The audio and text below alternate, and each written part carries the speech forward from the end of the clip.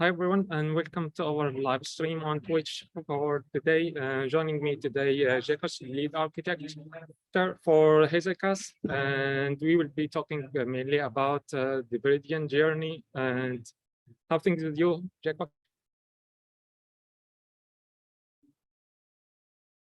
Hello. Can you hear me? Yeah, it looks like so.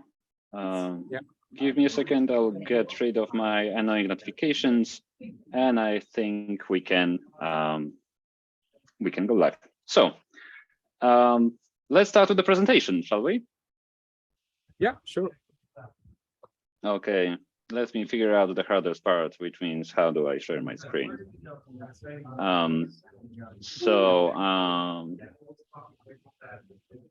Okay, I think I found it.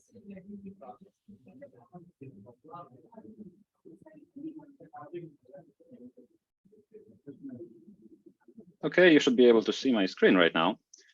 So the way this meeting, the meeting will look like today is that we will I have just a couple of slides for you, but the real value will come out from the discussion. So in today's session, we'll be focusing on the journey from Hazelcast Cloud to Hazelcast Viridian.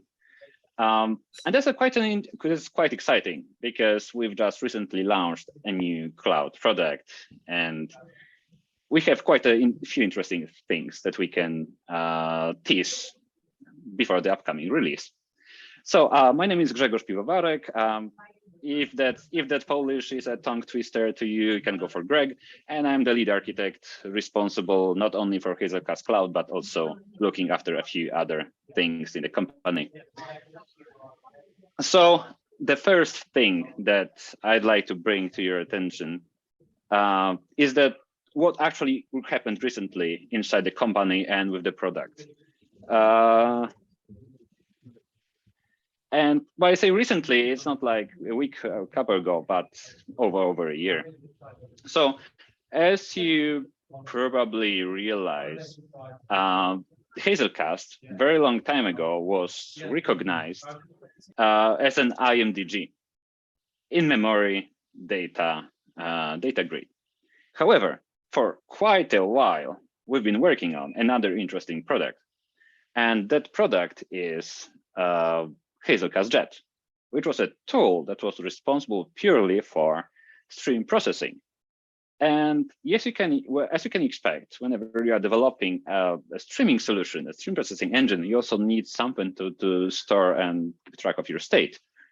So as you can imagine, what we would do is that the Hazelcast Jet would actually rely on Hazelcast for its own internals.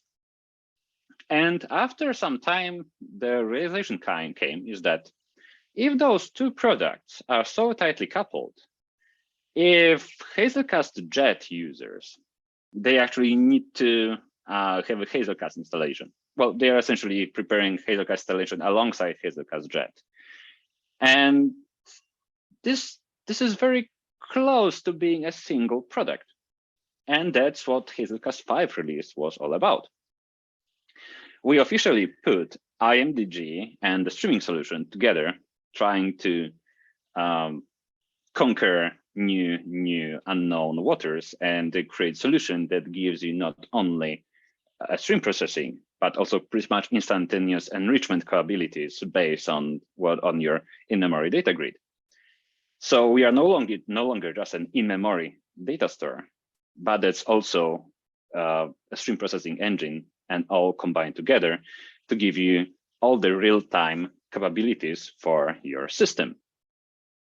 And if you want to have a look at the Hazelcast Jet internals, it's actually pretty interesting beast, especially in the Java world.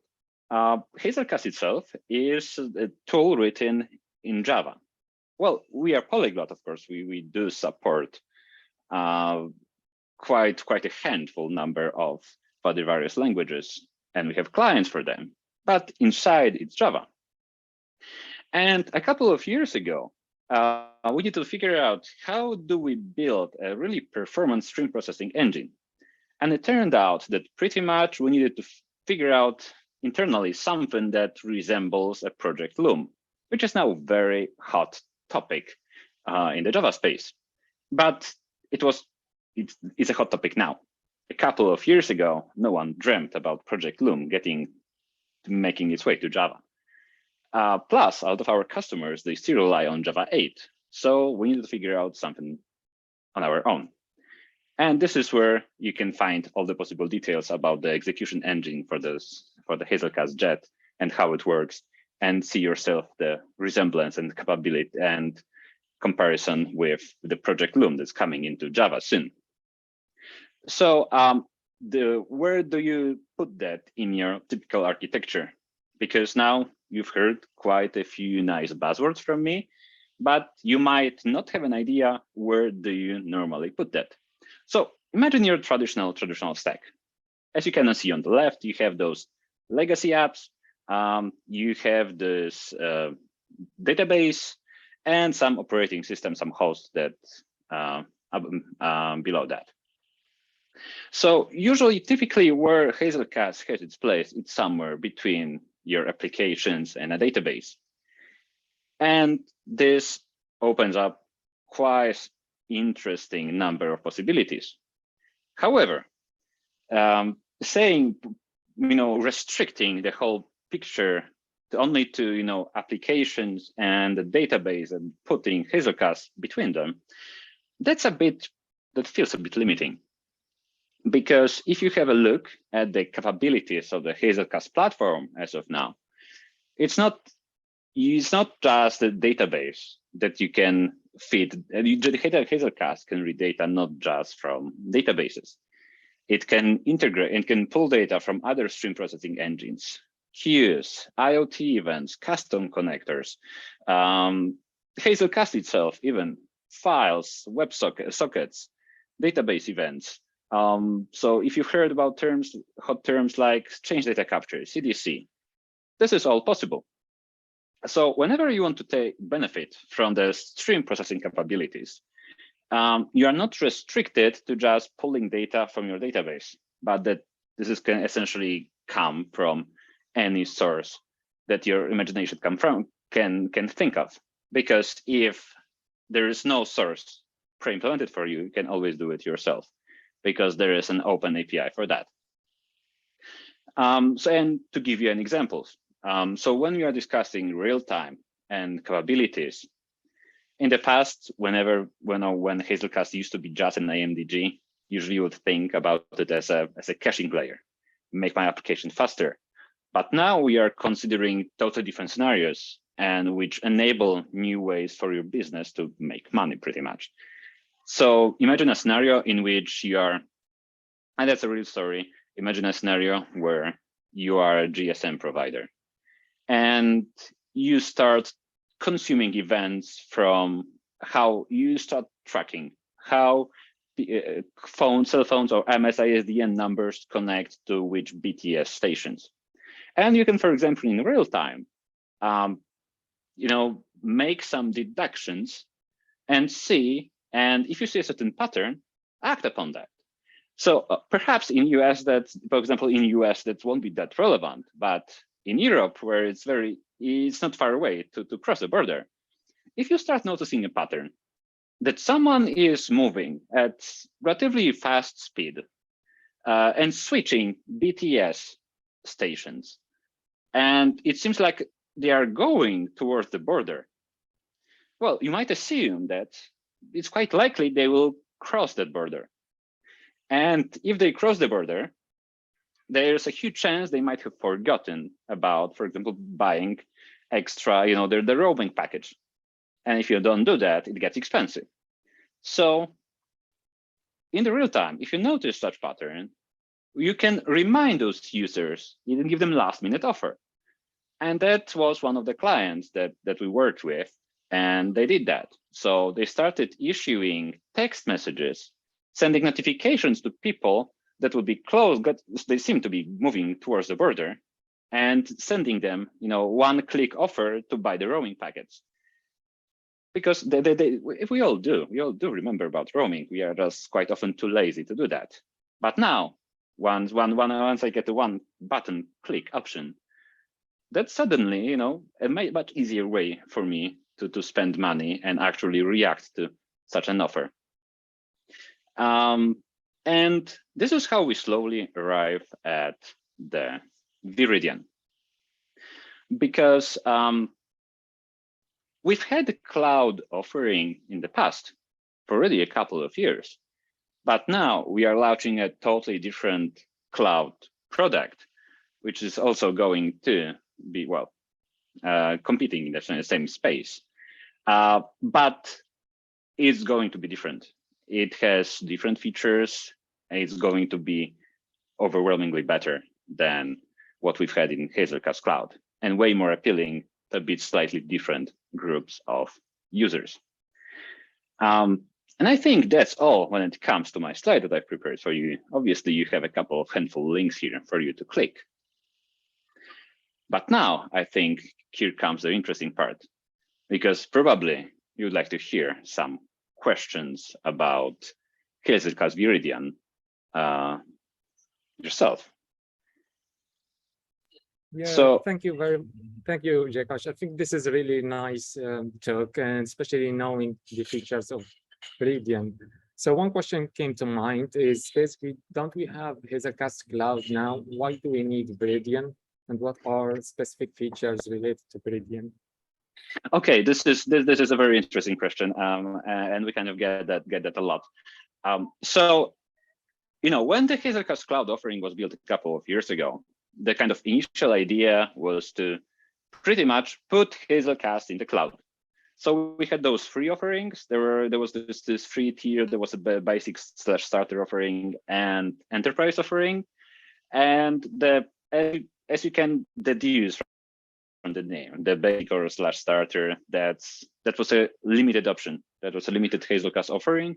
It didn't provide all the Hazelcast features. Well, and a couple of years ago, Hazelcast was in a much earlier stage. We are discussing Hazelcast 4 without stream processing capabilities.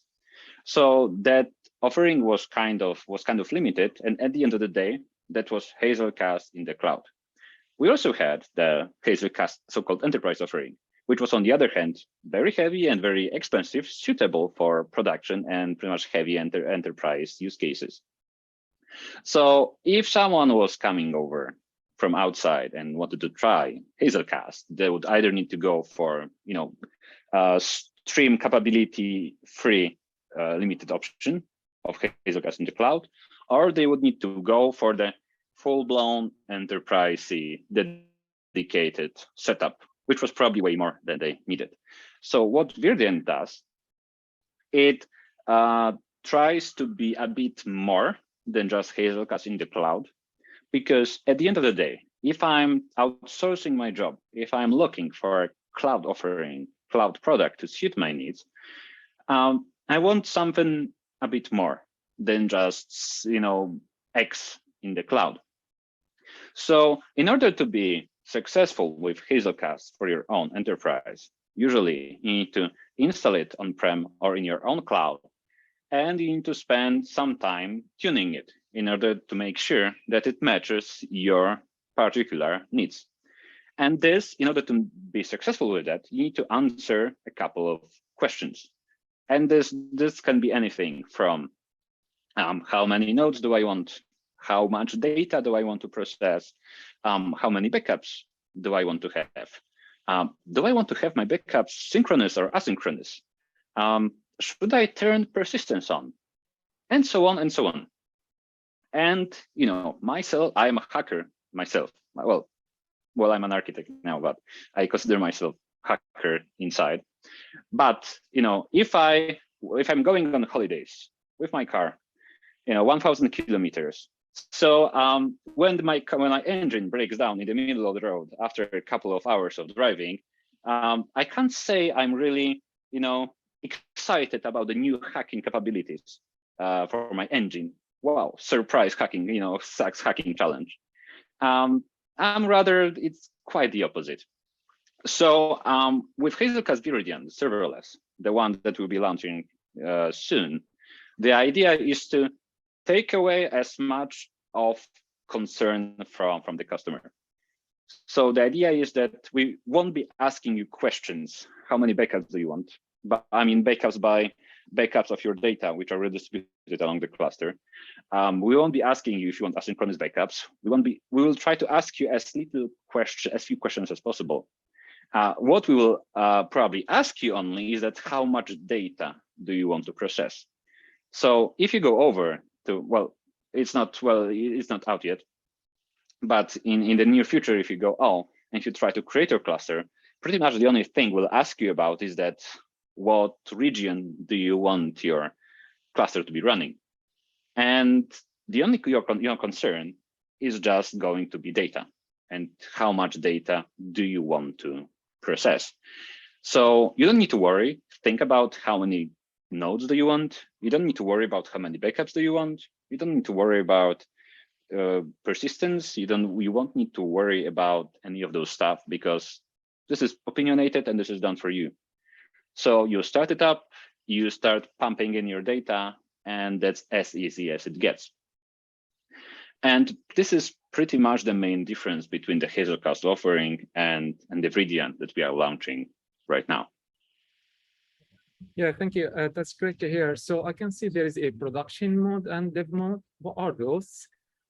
Okay, so Viridian, one of the features, like Viridian specific features that you are getting only in that offering, is that 2 modes. There is the development mode and the production mode. And the thing is that there are different set of rules, different set of values that you care about when you develop and when you go to production. So whenever you are going to production, you care about performance, high availability, security, backups, and all of that. But this essentially has a cost, not just monetary cost, but it costs time. But if you are in development, you rarely want, full security. You don't want full ability. You usually want to be able to iterate as fast as possible. So the development mode that we are introducing is this stripped down mode, where not suitable for production, which is supposed to be as cheap as possible and as fast as possible. So if you are developing, experimenting, you should be able to get your cluster up and running within 2 or 3 seconds. You can restart very quickly. You can change anything you want and pretty much get feedback instantaneously. And that's pretty much the main difference. Obviously, it would be a bit slower if you are thinking about full production setup. So generally, when working with Hazelcast, it's recommended to not go below 3 members. If you want to have a true high availability, you need to have 3 members of Hazelcast. So that's what you can expect from the production mode. But when the cluster of 3 nodes starts, you have 3 nodes starting in parallel. They also need to discover themselves, and pretty much establish a cluster. And development mode is essentially a 1 node cluster. Well, it will still behave like a normal cluster, but if you're starting just 1 node, you can expect things to be faster. But naturally, you wouldn't like to use this on production. Thank you. And as a community, we would like to know how much is gonna cost and what we can do on the basically account. Okay, so when it comes to the cost, I have good news and bad news for you. I mean, good and bad answers. So let me start with the bad news. So with bad news, it's not super clear, and I don't want to fully answer how much it costs per gigabyte of data. But the good news is that it's going to be free up to 2 gigabytes. I don't want to lie to you, I think up to 2 gigabytes and pretty much forever. So if you start your cluster and if you want to play around and you don't exceed 2 gigabytes of user data, you are pretty much not paying for that. And I guess it's not only Java clients which can connect to the Viridian. No, you can connect pretty much from any client that would be able to connect to normal Hazelcast clusters. However, we have one nice touch for Java users. However, we are likely to expand it to other other clients and languages as well. So one of the challenging things for Hazelcast itself, when you work with Hazelcast, is the user code upload. Because if you want to execute some custom code on your data, technically you could do this client side. You could, go like for each and iterate through the whole cluster. But you will quickly notice that it won't really scale if you are hosting, huge amounts of data. If you are thinking about iterating through 100 gigabytes of data, this is not going to end well. So the best option if you want to go do some processing is on the member that actually has the data. So you need to upload some code. And the nice feature for Java developers is that we created a Maven plugin that integrates with the Viridian itself, and will try to give you the experience as close as it gets to embedded mode. Let me explain. So if you're working on a JVM system, Hazelcast can be used also in embedded mode, pretty much running inside your JVM application. And this is as easy as it gets when it comes to experience. You start it locally, you play around, and you destroy it alongside with your Java application. The problem is that slightly different rules apply when you work with embedded versus client server mode. But it's the embedded that's really attractive fast. So what we are trying to do with the Maven plugin is to bring the embedded-like experience to Viridian itself. So when you create your cluster, you get an option to connect to a cluster, and then you get to download a sample client that connects directly. Is pre-configured to connect to the cluster itself. This actually works for all the clients, but Java gets something extra. So that plugin is able to assist you in doing the code deployment. So if you download that sample project, you can fill in the blanks, add your data, and now it just in your console go Maven Hazelcast Cloud deploy, and it's getting deployed directly into your cluster. So minimal hassle possible. But that's not all, because here comes my favorite feature. You can also stream logs directly from the server to the client using the Maven plugin, so that you are running in the cloud. And I'm also working with the cloud, for years. And sometimes it feels a bit annoying that, you need to reach out. You can't access everything on your local machine. You need to just go over to some machine and look for logs there. But with the Maven plugin, your logs will be streamed directly to a console. And this is as close as it gets to the embedded experience. However, you are working with the cloud. Thank you. And what are the future plans for Viridian development? Okay, there are many of them. So after the launch, obviously there will be some post-launch period. We'll collect feedback and try to act upon it. But besides that, we have a lot of ideas. So some of those that we can, for example, tease to you is that we can go and further improve the client sample experience. So for example, what we could do is that now when you just click connect to a cluster, you get your sample client, but you still need to fill in, missing spots. But what if we had, a couple of predefined projects, which would be focusing only on one particular feature? So let's say you want to perform entry processing on all your entries. So perhaps you could, have a different button, download entry processor, which is a project that comes pre-configured with Maven plugin, with the skeleton of the class that you need to pretty much implement yourself, and then you click deploy.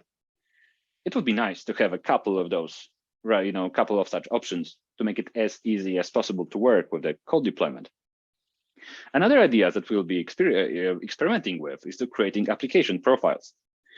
So now we have one generic auto-scaling mechanism for Viridian, but essentially people use Hazelcast in different ways. So you would expect different usage patterns from something that resembles typical caching versus something that's, let's say, just stream processing heavy. So in the future, you could expect, a couple of various options. So instead of just choosing if you want a development and production cluster, you could probably just, for example, and I'm and probably the legal team would tell me would expect me to say that I'm lying. But for example, in the future, we could have a sliders, so how is your application working? Is it more stream processing or it's more cache heavy? That would be an interesting thing to explore. Or another cool option. Another cool option would be to have a predefined integrations. So imagine you want to integrate with Kafka, for example, you want to ingest data from there. So now you need to do a bit of configuration by yourself. What if you could have a big button in the configuration page where you click connect to Kafka, you fill in the missing, configuration, and it works out of the box. We could do that not only for Kafka, but also for pretty much anything out there. So that's another interesting option to explore. But the one more option is that what if there is an enterprise customer coming in and they are saying, okay, so you have this Viridian and it's running on, multi-tenant Kubernetes infrastructure, because that's how it's running internally. We have a big Kubernetes cluster that's pretty much supporting that.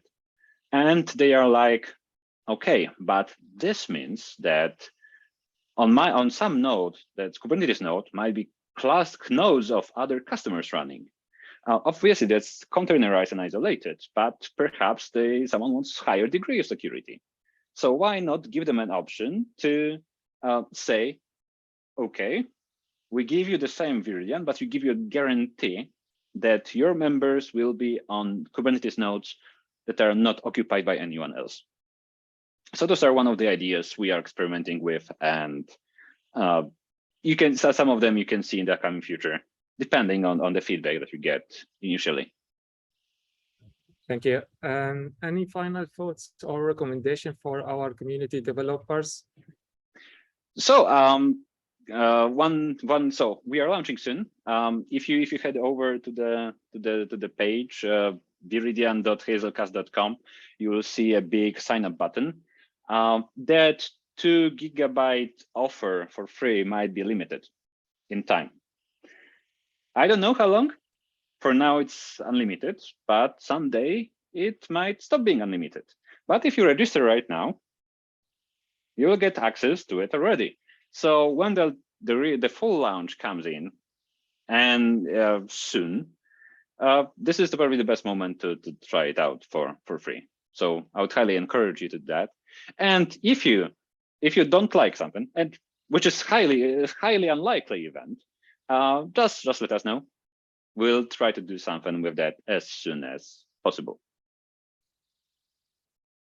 Thank you. I think this is great to hear about the Viridian journey and trying out the features on the Viridian Hazelcast. I think it's great if you can actually share where developers can join us, like Slack community or anything like that, if they have any question or like to know more. That's very important. If you want to get in touch with all of us, we are available on the Hazelcast community Slack. I don't have a link over here on my screen anywhere, but it's very easy to get there if you try Googling that. So it shouldn't be a big challenge to find it there. And so if you don't like anything, if you have questions, we are there to help you. Sure. Thank you very much for your talk today. I think it was great to listen to you and to know about the Hazelcast Viridian features. So with that, and if you have any question, I will join back again next week live. Thanks, Jacob. Thank you. Okay, thank you. See you next time in the future. See you.